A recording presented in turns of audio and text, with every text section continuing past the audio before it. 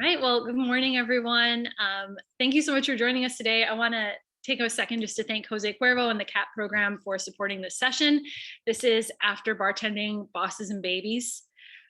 So thank you all for joining us today. We really want this conversation really to be open for all of you. I know that there's quite a few of you on here who are in the hospitality industry, obviously, and have children. So please, by all means, chime in, add your personal anecdotes, things like that to the conversation. You can either raise your hand from the chat, you can type into the chat, or just go ahead and unmute yourself and we can just have a conversation. Want to get started, we're going to take a second to introduce ourselves, but we really wanted to take a second at the start of this conversation just to really stress the fact that we're just two people with our own personal experiences. We're by no means saying that we've made the right choices or that our choices are kind of the standards for how we think other people should live. It's really important as we talk about family life and the choices that we've made and prioritizing, the way that we've chosen to prioritize our life and our families. So we're really just speaking about our own personal experiences and bringing what we believe is a really much needed conversation to our friends and our peers this morning. The emphasis behind this conversation is really to discuss the importance of family and whatever that may be or whatever that looks like for you. And how you can work to kind of create a life where you can have both a career and a family. So the goals of this session and the discussion that we really want to lead today is kind of an emphasis on prioritizing your future success and get to a point where you're doing what you love, whatever that looks like, whatever shape that may take. So we know there's a lot of attention and emphasis, or there has been in our industry in the past, few years at least, I'd say, on hustle culture, working really, really hard, working 6 or 7 days a week, long hours, things like that. Definitely started to slow down a little bit as the pandemic started to kind of take hold, but we know that all too well that working in the hospitality industry is incredibly taxing and tiring, not only on your body, but on your mental and emotional state.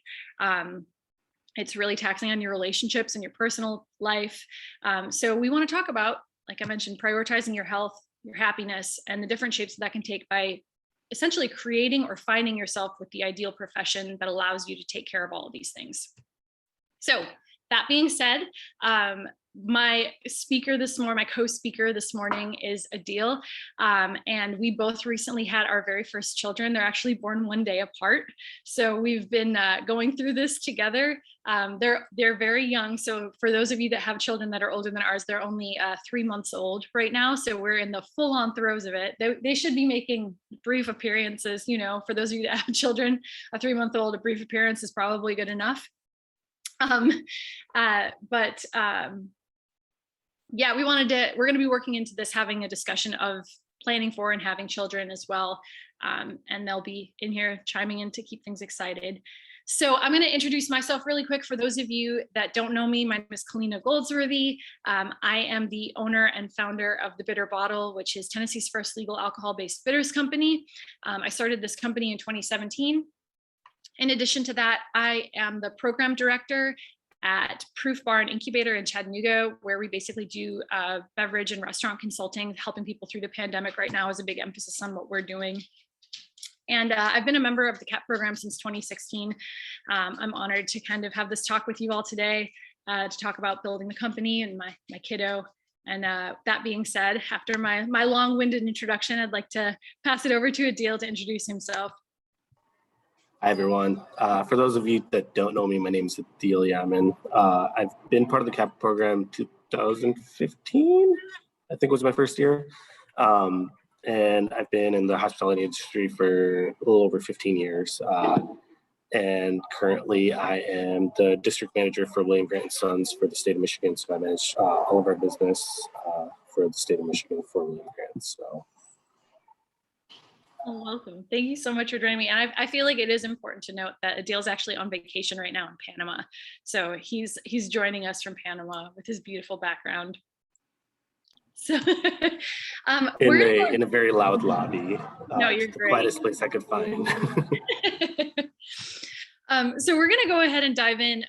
As we kind of mentioned, the session title is After Bartending. So we kind of wanted to start with the discussion, which we're hopeful that a lot of people that are viewing this discussion afterwards, or who are here in general, are probably started or are currently working in the bartending industry.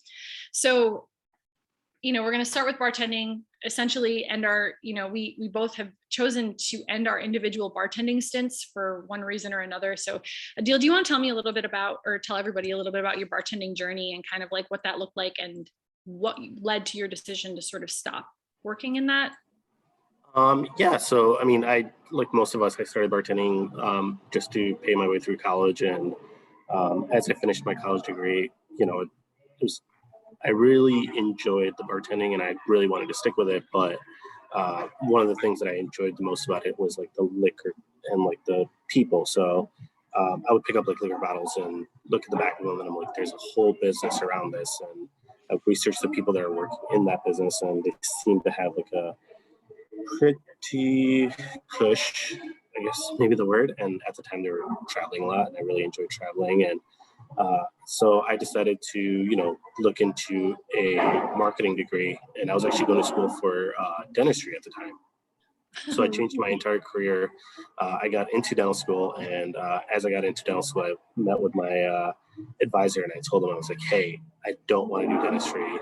I want to finish my degree in marketing management, and I spent an extra 2 years and finished that degree up. So, and then, along the ways, through networking and through doing certain events and doing Tales of the Cocktail, being part of the CAP program and other conferences, I was able to, one way or another, be in the position that I'm in right now, which is the state manager for Lynn Grant.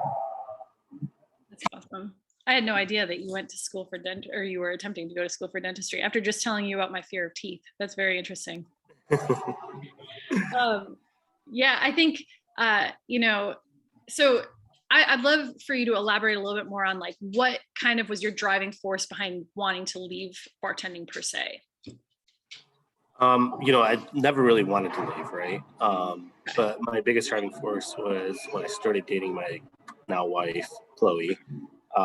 She had a very opposite schedule, and I wasn't able to hang out with her on the weekends, and we weren't able to do like family things on the weekend with her family, and I was always missing out on certain things. So I was like, there's something has to change, and especially if I want to start a family, or and before we really get into this, like family doesn't necessarily mean that you have to be with somebody or you have to have kids. Family is yourself. Like you yourself are your own family. So each individual is your own family, whether it's one person or 50, right? So for me, it was, I was looking at myself and I was like, these really long, tiring hours. Like I was, proud of the hustle culture and working 12-hour shifts, if not longer, and getting home at like 4 in the morning. And, it wasn't a good, healthy lifestyle personally or for my relationship. So that's what really drove me into, getting a 9 to 5. And before getting into the brand side of it, I was on the beverage director side of it, which took off the long, I guess, late night hours, but it was still like really long hours. So you kind of transitioned, it's very clear that you wanted to stay in hospitality. You just kind of like tried some different things before. Yeah, I mean, the main reason I wanted to stay in hospitality, and for most of us, was, and it's the people, right? I mean, I've never had such an emotional connection with so many different strangers around the world that I have in this industry. So it was the people that kept me into it. And, I could have left and gone into medical sales and stuff like that, but I really wanted to stick with people that are in this industry and to do things like this. No, that's awesome. I know we had kind of discussed this also, but I had kind of a similar experience where I was at the same bar for about 5.5 years, and I decided to kind of leave bartending. It was actually after I had gotten married and was starting to have like that same sort of thought process. There was like the entire 4.5 years that I had been with my now husband. Up until that point, we had worked completely opposite schedules. And, I'd love to, if you guys would be willing, some of you that are in the chat, would be willing to kind of share your experiences on, I know at least 2 of you in here are married with children. So if any of you guys would like to kind of share your experiences on that as well, I'd love to hear. I can jump in because what's really interesting about my story compared to you guys is it's almost completely opposite. I'm also from Detroit, where Adil's from, but I have lived in Cleveland for quite some time. And before, when my wife and I were dating, I worked in the auto industry. I have a marketing background, and I was traveling all over the world. And I was a part of the sort of economic meltdown. My whole department lost their job. So I moved to Cleveland where my wife is. And I got into bartending as a way to sort of like get through grad school. So when I decided to sort of make this my career, part of the reason was because I was going to get married and have kids. The idea of working an opposite schedule worked for babies in a weird way, you know?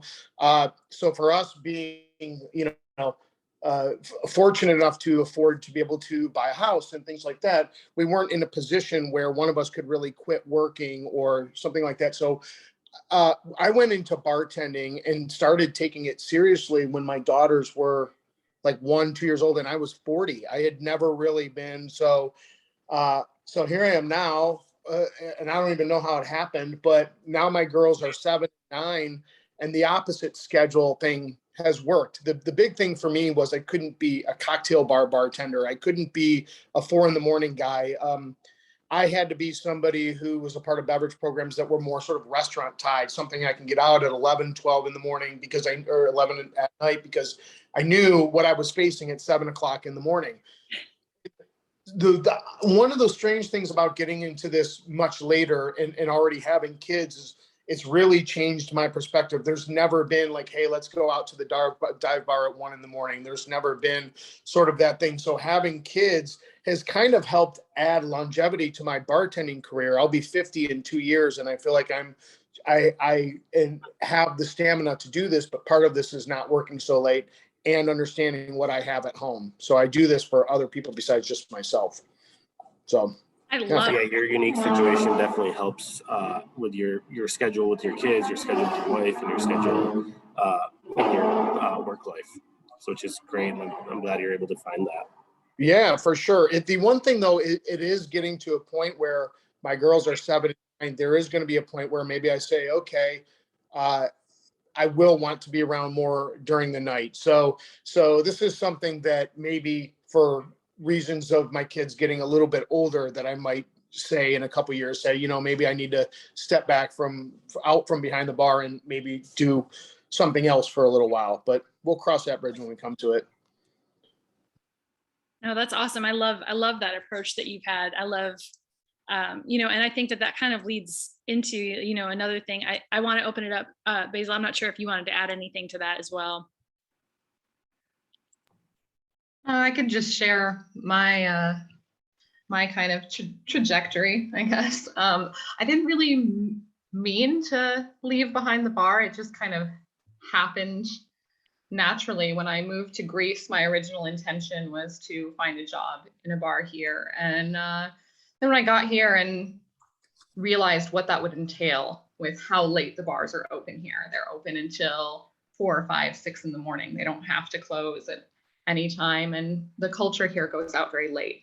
And then add on top of that then I would be stuck downtown in the center until 6 a.m. no matter what, when the metro starts running again, or I'd spend half the money I made for my shift on a taxi because they're double rate after midnight. And you don't get tips here. It's like a flat rate of like 45 euro per shift, even at the high-end cocktail bars. The pay rate in Greece is so low that I was just like, is it really worth it to never see my husband for, you know, what's barely enough to make ends meet? And so I started out just kind of doing, I ended up going to school for wine. I went and got my WSET levels 2 and 3. And so then I was looking for work in the wine industry here, but wasn't able to find anything that would hire someone who doesn't speak Greek. So I just started doing odd jobs on the internet, trying to find something and working on art, which I loved in my spare time. And then that kind of just, I had started having people that I knew from the service industry reach out to me and be like, hey, can you draw this for my restaurant? Or can you draw this for one of my bottle designs? Or I had a friend who had me illustrate his cocktail recipe book. And so it's kind of, you know, it's a non-industry job that knowing people in the industry has actually been pretty helpful with. That's awesome. But now I'm considering maybe trying to find something else to supplement on top. We're considering moving to Germany as we're thinking about school for our daughter, and we really don't want to put her in the Greek system. And Germany is much more expensive than here. So I might start. It's kind of why I wanted to be in this talk today, is I wanted to kind of plant the seeds of maybe some ideas of some possible other like jobs I could find to kind of supplement what we're making now. Absolutely.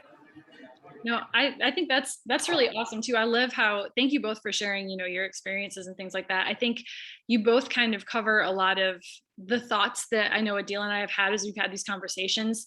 Those questions of, is it worth it? Or, what exactly you're looking to get out of your job and your career. It's something I know Adil and I have gone back and forth on as we've been planning this session, is really the discussion of, you get to choose your career. We're very fortunate when you work in the hospitality industry that there is a lot of options for us.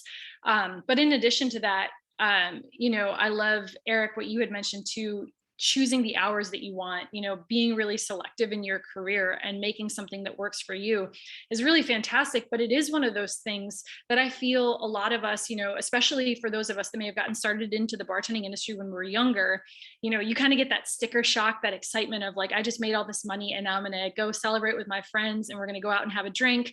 And we're not really thinking about the future and those next steps that might entail in that. Versus, with Eric, it was very an intentional choice for you to kind of dive in and choose the hours that you're working and doing that sort of thing. But, it really is, and it needs to be sort of that intentional process, that conversation with yourself that, you're never too old to really have it, but you have to start to think, especially in the hospitality industry, where do I want to be in a year? Where do I want to be in 5 years? What do I want my life to look like? And what are my priorities really? And starting to make those transitions and starting to put that into motion, as soon as you can, because it's not something that we necessarily celebrate or talk about. You don't really have a lot of mentors in the hospitality industry, especially when you're working at a bar. You don't have somebody saying like, well, let's talk about your retirement plans. Let's talk about, what are your financial plans for the future? What are you thinking about? Do you think that you want to have children one day? Have you thought about what that might look like? Like, nobody's asking these questions. So it's really important that we start to have those conversations with ourselves. And I think, Adil, I'd like to kind of toss it back to you, and kind of having the more discussion, broadening it up a little bit, about, your family life, because obviously we mentioned that we're both new parents, but did you always know that you wanted to have a kid? Did that kind of play into the role that you had transitioned out of to move you in this direction? To be honest with you, I myself was a kid about 3 years ago, so I had no. I really didn't. I knew at one point in my life I wanted kids, but like 3 years ago, looking back at it, like I did not want kids for the next like 5 to 8 years, And then I met my wife, and she had much more intentions of having kids, 4 of them at that. Not gonna have 4. And as we started having conversations and we started talking about our careers and what it would look like for us to have kids, then I was like, all right, well, we can start once we think we're ready, and you can never be ready. And the other thing is, like, a lot of times we don't really talk about it, but it takes a long time to have kids. Sometimes it doesn't, but sometimes it takes a very long time. So for us, it was, hey, look, let's just get started. It could take a long time. And we were on our honeymoon and got pregnant. So here we are. We were really fortunate and blessed.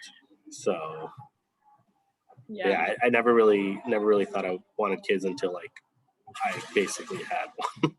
So, but I think that's, you bring up a lot of really good points, which I think, if we're talking about that sort of future planning, the uncomfortable side of this conversation, which, I want to, thank you for bringing it up. And I think, we're in a safe space where we can be pretty vulnerable, but, a lot of times it can take a while if you decide that you want to have kids. And it's, if that is a choice and a decision that you want to make in your personal life, I think that it really is important to think about that before you realize that you want to prioritize, maybe your career or get to a place and then realize that you might be too late. you never know how long it's going to take. I know personally, I'm 35 years old, and they've declared me in my second half of pregnancy as being a geriatric pregnant woman, which is absolutely wild, because just like you, Adil, like I've always wanted, I knew that I always wanted children, but I was never one of those women, that was like, oh my gosh, I can't wait, I need to have them now. It just kind of got to a point where my husband and I were having a discussion. We're like, we do want to have kids. We probably should start trying, just in case this is going to take a while, or just in case this doesn't work out for us. And, our journey, we were very fortunate also. We were able to, have our little girl. We got pregnant pretty quickly, relatively quickly.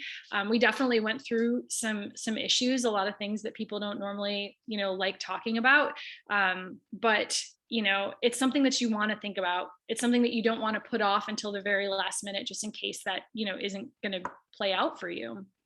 But I think, the other thing that I'd love to ask you, Adil, is when you found out that you were pregnant, which happened right away, what sort of shift did that have on your mindset, for both your career and for your wife's career? Yeah, so like my wife's a social worker, so she's got one master's, and she's like almost done with another master's, and she will never make enough money to pay off her master's, right? Because she's in social work. So when we first found out we were pregnant, the first thing was, oh shit. How are we going to do this? Like financially, it's like what's going to make, like, what are we going to have to sacrifice? What are we going to do? And we just started talking, communicating with your significant other, especially when you have kids with them, like the most important thing ever. And for me, we started looking into daycare and that kind of things. And I know you and I have talked about that. But when we started costing out daycare, my wife was not making enough money she was just making enough money to barely cover daycare. And so then we decided that, she would be a stay-at-home mom, because if anything, for us, it just made more sense, because she'd be going to work making no money just to pay for daycare. And her degree is in early childhood development, so it just makes it that much easier. And I'm really fortunate that she knows so much about kids, and I have no idea what I'm doing. But yeah, in the early moments, it was like, all right, let's plan for what's going to happen the first month, second month. Let's even look into what's going to happen a year into it, and where we are financially, and really sit down and create spreadsheets of hey, this is going to cost us, what our bills are, this is what our mortgage is, line Got a little quiet, Adil. Sorry. A little quiet. Yep, you're good. All right. Yeah, it's just going line item by line item, and just making sure that we've got everything covered. Because again, there's things that come up, and with the house, with the baby, and random things that just spur up. And I mean, I'm sure you guys know all the things that little things cost a lot of money. Yeah, no, absolutely. I think that's also, another really good discussion point. Something that's really important to think about is, with your situation, first of all, it is incredibly difficult, or it's proving incredibly difficult, in I think a very unfair way for people within the restaurant and the bar industry to be parents. I think that it's, it's very difficult a lot of times, because our careers and our jobs may not offer health benefits, or the additional things that are really important to having children in general. I know since being a new parent, I've seen a lot more articles and things like that come up about the cost of even having a child in America versus other countries. It's exorbitantly expensive. The cost of childcare is another, is a significant other or a spouse's or a partner's full-time job, the cost of doing that. So a lot of times we are faced with choosing a career or being a parent, which can be really, really difficult. And Eric, obviously, you found what's working for you right now, which I think is incredible, that balance with you and your partner, which is amazing. Honestly, I feel, I don't know if I can't speak on Adil's behalf, but as a new parent, I mean, we are still trying to find our balance with things. So I feel like I would put you and your partner, you and your wife up on a pedestal, man, for figuring it out and making it work. But definitely don't do that. There's, with everything that's in balance, there's always things that are out of balance. And we talk about, we just don't get to spend a lot of time together, and that's one of the bad things. But part of the reason it was interesting that, you know, you had said, I just want to touch on something you had talked about, and which is the cost of daycare and stuff. And when I decided to make this my, whether long-term or short-term, my career as my kids were young, part of the reason was the fact that and I think about the restaurant industry, and I think of us as bartenders who are fortunate enough to be able to probably work just about anywhere we want, whenever we want. And we're very lucky, because part of the reason that I did this was for the real true sort of what we call the economic cost, right? Like you can make 50 grand a year, but if you're spending 25 grand a year on daycare, what are you really making, right? So being in the bar industry gives you the opportunity to say, you know what, I'm going to stay at home, and then I'm going to kick ass on Friday and Saturday night. And maybe I can still come home with $500-600 for a week and work 2 nights a week. And that's something that we're extremely lucky to have. And that was a huge factor in me saying, you know what, if worse comes to worse, I'll just do this. So that's awesome. No, I think that's a really good way of looking at it too. And I really love how you kind of, you're leaning, it shows, like, I feel like it shows a lot of thought process that went into that, though, which is really, I mean, in essence, kind of what we're trying to get at here, right? Is, you know, like just thinking about these choices and these decisions that you're making, because it's almost like you found a way to like come out on top of a system that doesn't always make it easy for us. You know, you found a way to work it into your life in the way that you want it to. And, you know, I think in a very similar yet different way, I own my own company. And the reason, oh wait, Con's here. Hi, Con. What a cutie. Is he, are you, oh, you're muted. I was gonna say, I'm not sure if he's talking or screaming or. No, he's, oh, there goes the drooling. He's so cute. Thank you. Mine is screaming in the background, so you might hear her shortly. But in a very similar, you know, line of thinking of trying to kind of work the system to your advantage, I started my own company with the intention and the thought process behind, I'm going to create a company so that when I have a child, I will be my own boss. I can make my own hours. I can do my own thing. I'll be responsible for my own income. You know, that's what I wanted to do. I started the company in 2017. So I started it obviously, like, what are we, 18, 20, or like 3.5 years before having a child. Thinking that would be, you know, like the best way for me to go about doing this. And it's very nice to own my own company, but there is, you know, like just with any other job, there is the downfall of that. I'm responsible for my company. So when I took a maternity leave, which really was about 6 weeks of only checking my email twice a day, you know, we were in a position of, if I'm not hustling, my company's not making any money. What does that look like? And also here, I've got my little one. She's gonna pop in. She's wearing her mini boss onesie.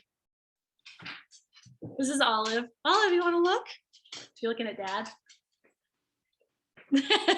He's so cute. That's Con, buddy.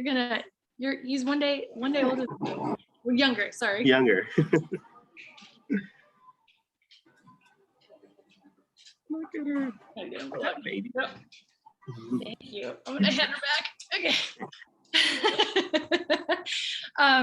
But you know, I think making the decision to own my own company is considerably more difficult after having a child, I think, than I thought it was going to be. And this is, you know, just like brutal honesty, right? Trying to work from home with a child is incredibly challenging. Learning a lot as I go, kind of like rewriting the script. I think it's good for me in a lot of ways, because I've come to the realization that I think a lot of people in food and beverage, especially if you start your own company, have to come to the realization of, which is you cannot do these things all on your own. Just like, you know, having a child, as they say, it takes a village. But, you know, when you work in your own company, I think a lot of us, we're A-type people. If we decide that we want to run our own company, we want to do it by ourselves. We want to show the world we have something to prove, like, I can do this. Can't do it. You know, need to hire employees, need to start to think about these things. It's very, very difficult. And the only person that you kind of are letting down if you let things start to slip is obviously yourself when you own your own company, which is very difficult on you mentally, as if, you know, the changes of a changing family dynamic aren't already kind of taxing on you. To But I that would point, say, sorry, go ahead. what you were saying about, like, you know, having your own company and, like, you know, working from home. Like, I work remotely, and in the beginning I was like, you know, like, hey, Chloe, you can go to work, and, you know, we can have both incomes coming in, and, you know, it'll work because I'll be working from home and I can watch the baby and while you're at work. And God, was I wrong. Yeah. Yeah. And, you know, like, and, you know, I don't have to be like logged in anything, and I'm like just answer emails, but like even like certain things like that and taking phone calls, like I'm like, I can't go an hour when I'm like focused working without having to like care for the kid. So like it's so important that, like, I did not realize that. I was like, holy crap. Yeah, it takes, I feel like, as if we all didn't already, you know, try to like schedule and be really, you know, almost like manipulate our time to work to our advantage. Children are very unpredictable, but, you know, honestly, like, regardless, as we mentioned, you know, regardless of whether or not it's children, I don't know if you can hear my child screaming in the background. If you can, I'm sorry. Regardless of if it's, you know, children, or, you know, you're trying to balance just even just a relationship or something like that, I think, you know, these are conversations that we don't see enough of in the hospitality I know industry. Eric's like smirking in the back, and he's like, oh, you guys haven't seen the Yeah, no, we have no idea what we're getting into. But, you know, I think that it's something that has shifted my perspective, which is what I'm really grateful for. I think that, you know, having a child has forced me, an A-type person who started my own business, hustled, you know, especially the last like 8 years of my life in the hospitality industry. I know Adil and I both have had discussions about, you know, maybe we've transitioned out of being bartenders into, you know, different roles that allow us different freedoms or flexibility or benefits or things like that. But we've worked really, really hard, put a lot of hours, really done that hustle culture, but kind of like, why? You know, I think that that's the other thing that's important to explore, is like, why do we put such an emphasis on busting our butts, working 6 days a week? Like, what is it all for?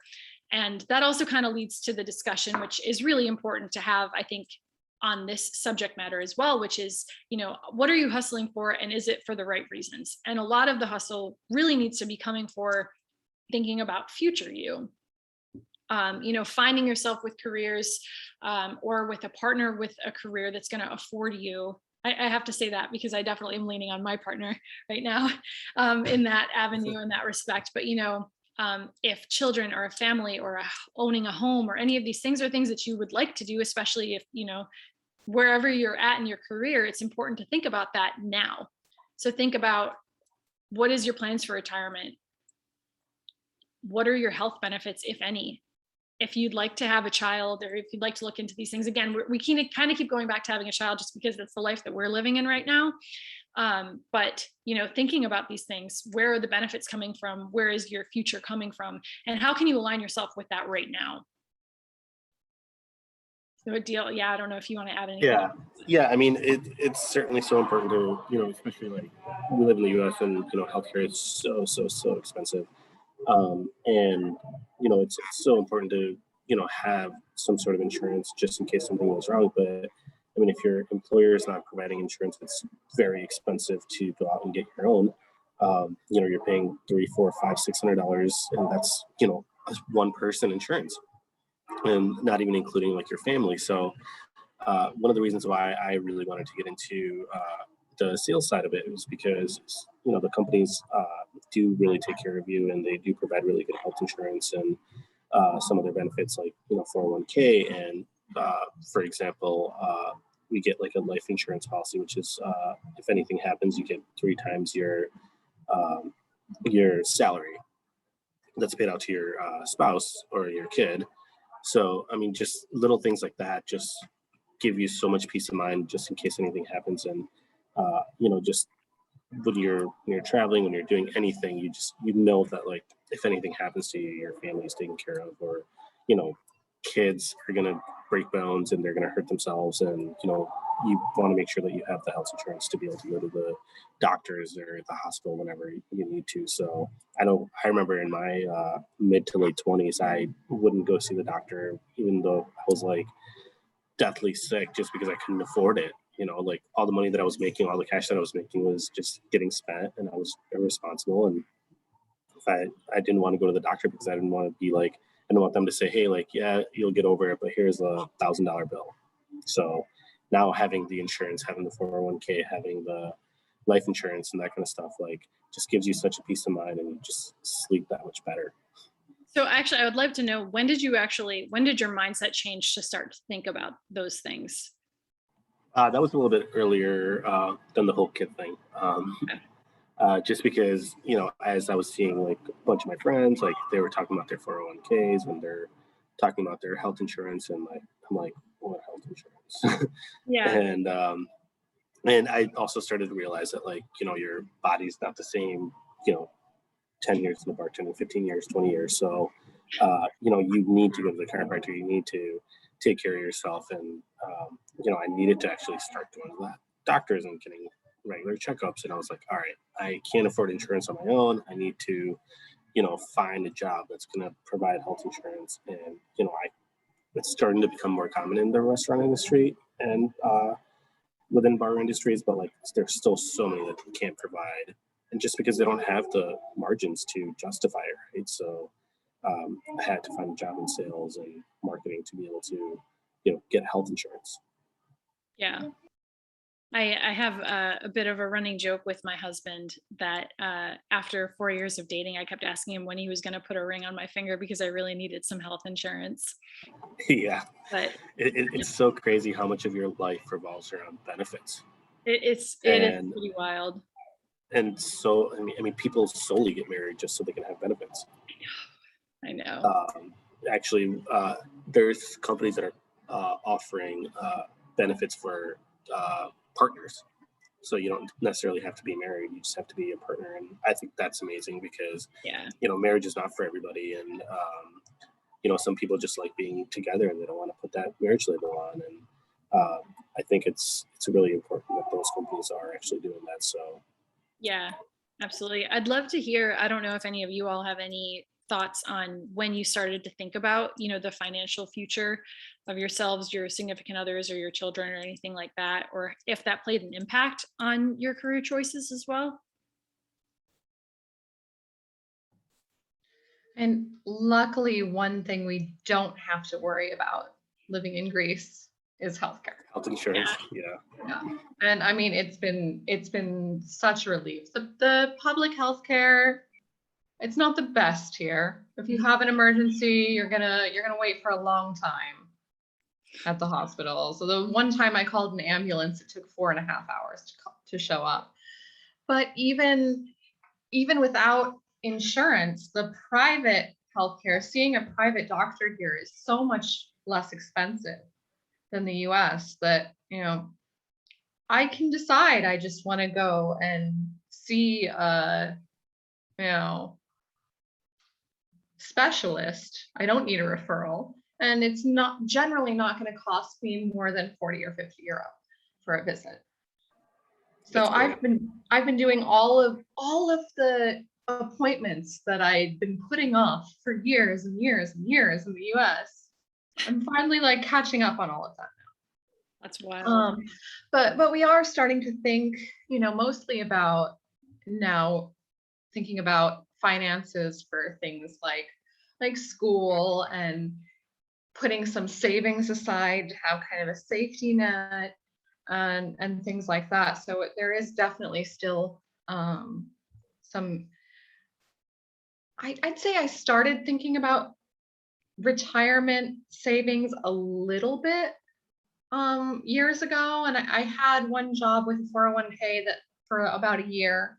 And then I kind of started, adding a little to that account after I left to make a tiny bit of a safety net. But more recently, we've been looking into how we can take the money that we have in savings and how we can invest it smarter to maybe even make a little bit of an income off of it. And we're heading to the US in 2 weeks for 3 months, which I'm so excited about. I haven't seen my family in so long.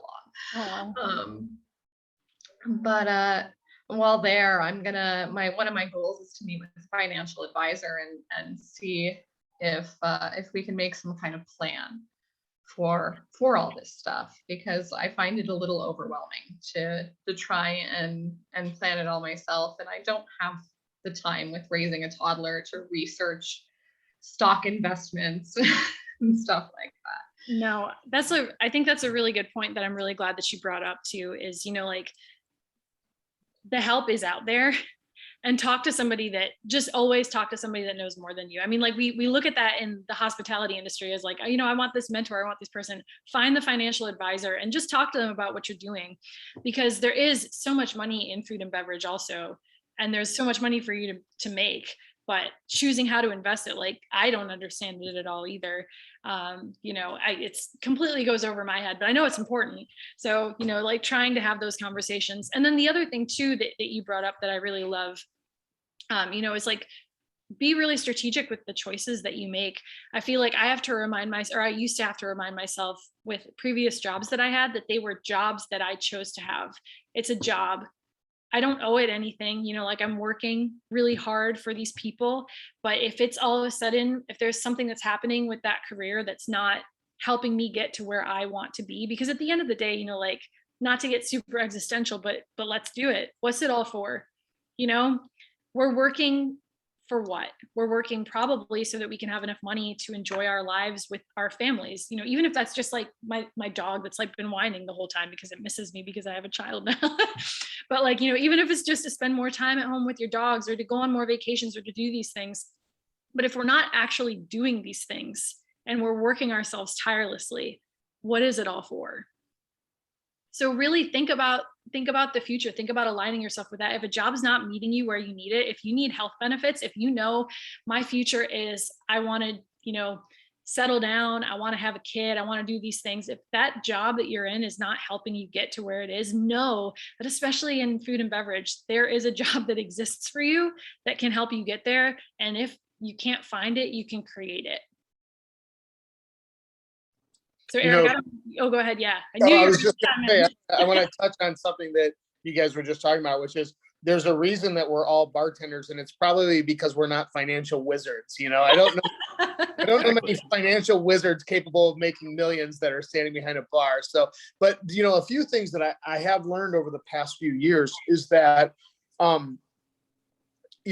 saving money for ourselves and for our future is pretty important. But one thing that I do have a little bit of a grasp on is, right, this theory of compounding interest, which says, if the longer you save over the longer span of time, the more money as this interest starts to rack up, the more money you can make. And so with all of us with very, very young children, as we consider investing, in our retirement, really, really consider investing in them now, because it doesn't take a lot to put certain things into 529s for school. Or, for instance, my wife's brother is an executive for an insurance agency, and they have, we started a life insurance policy for our children that is the premium is extremely low. And once they turn 18, they're sitting on like 40 grand, and they can either roll that over into a new sort of long-term life care plan or health or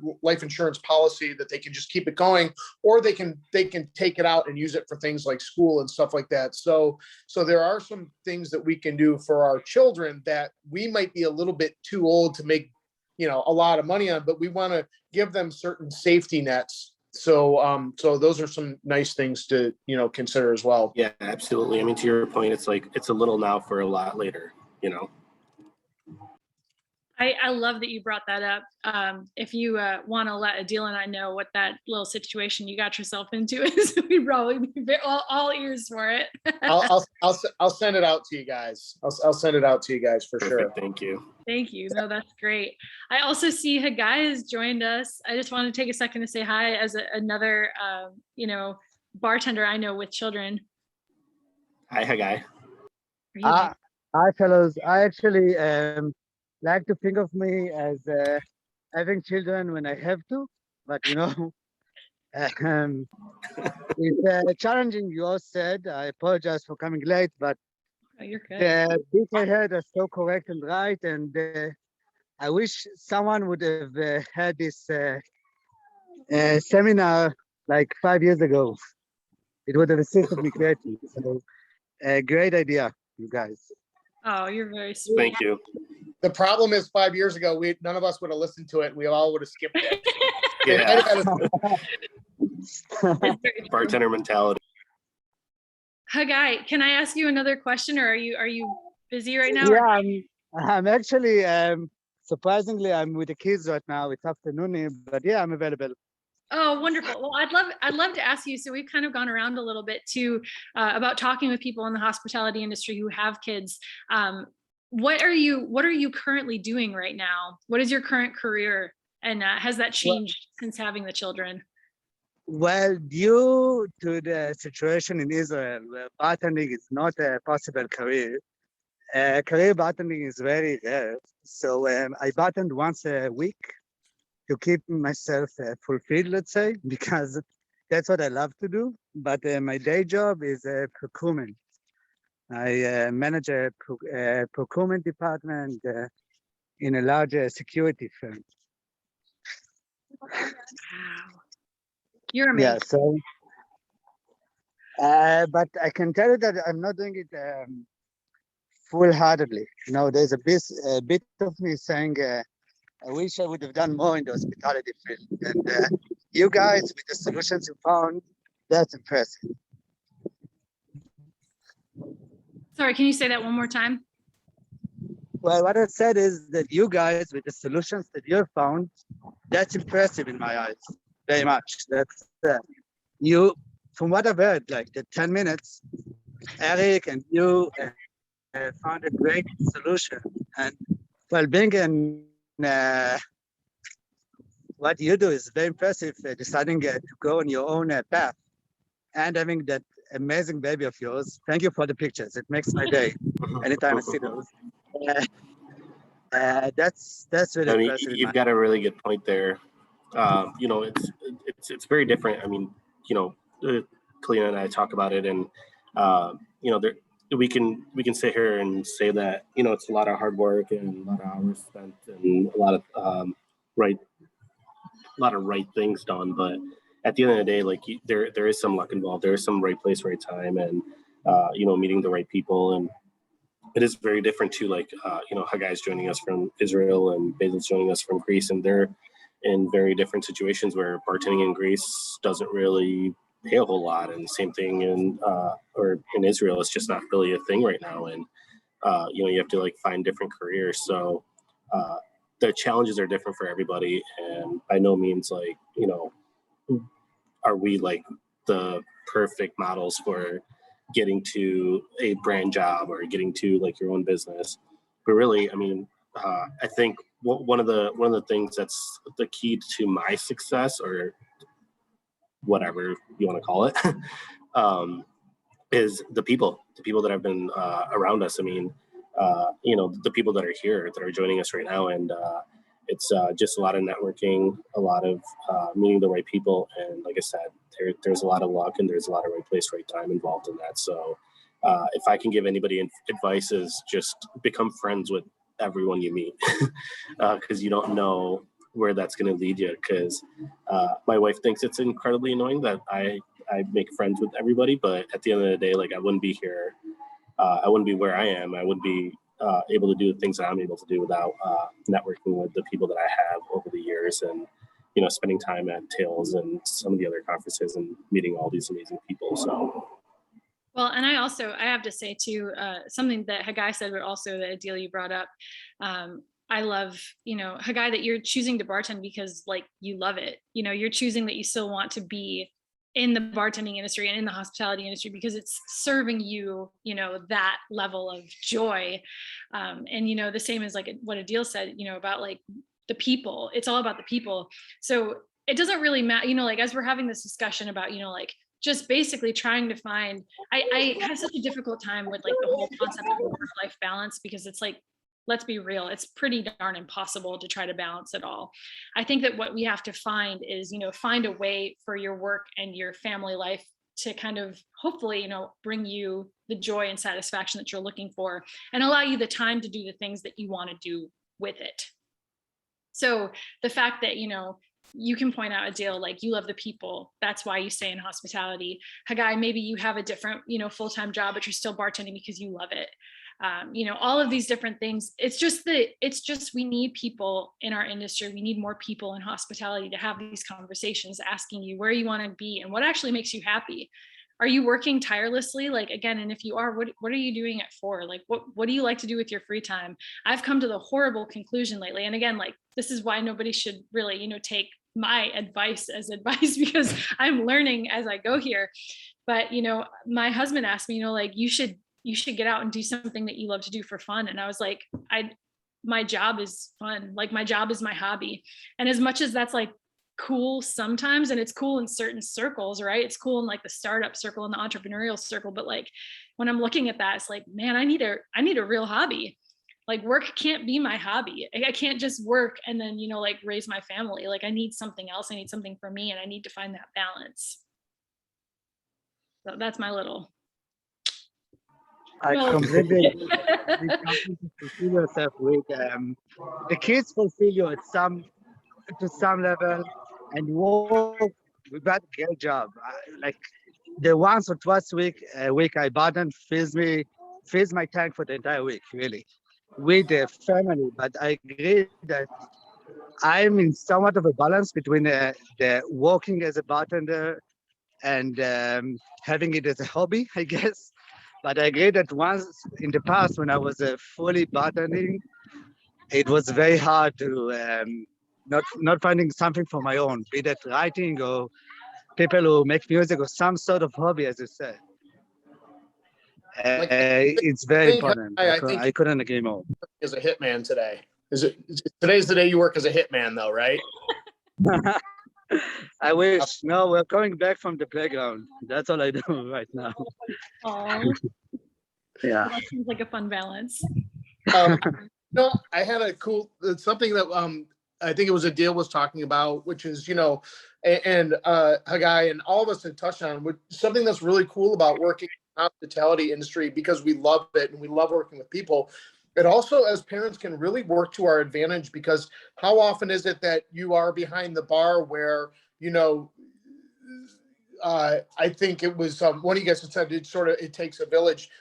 All the connections that you meet through other parents and things like that, we're right in the epicenter of it. So it's really easy for us to be able to find people that are in positions that we're in and find, help. Like, my kids are 7 and 9, and I work in a bar that's basically a restaurant that's in the center of the town that I live. So if my kid is acting like a shit in school, I'm going to find out very quickly from somebody. Where other parents may, I will find out. So that's a great way. I just want to add one thing to what you said. And by the way, your daughters are amazing. That COVID station they made once, a barbering shop they made once. That was an amazing thing. They are entrepreneurs on their own. They can learn from Kaleena and get a business starting. What I wanted to say is that the fact that being a bartender helped me get the best advice about parenting, actually, from guests. Because you make the small talks and then you get a great idea about the fact that your kid is still wetting his bed or stuff like that. Really, it's all from the small talks with the guests. So that's another thing. It made me a better host, I guess, because I could relate to another level of guests, you might say. Absolutely. Love that. Well, I know we're kind of coming up on the 11 o'clock, so I don't know. I've been so enjoying this conversation with all of you today. Thank you all so much for joining us. Adil, thanks for being a part of this from Panama. Absolutely.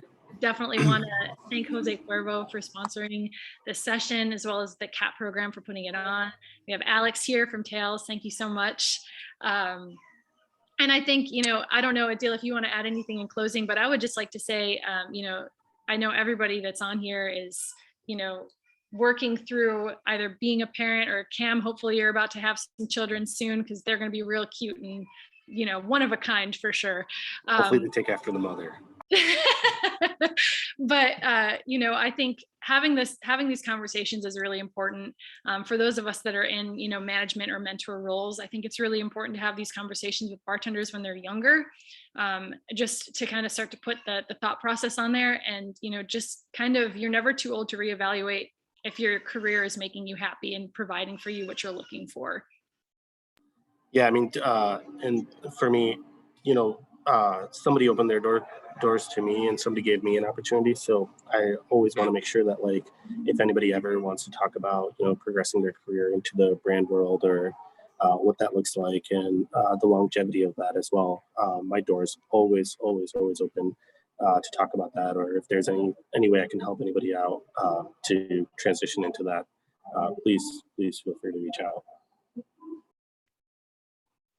And I'm here for all of you too. Well, thank you all so much. I hope you guys have a wonderful day. Enjoy the rest of Tales. And thank you all so much for everyone. sharing your stories with us today as well.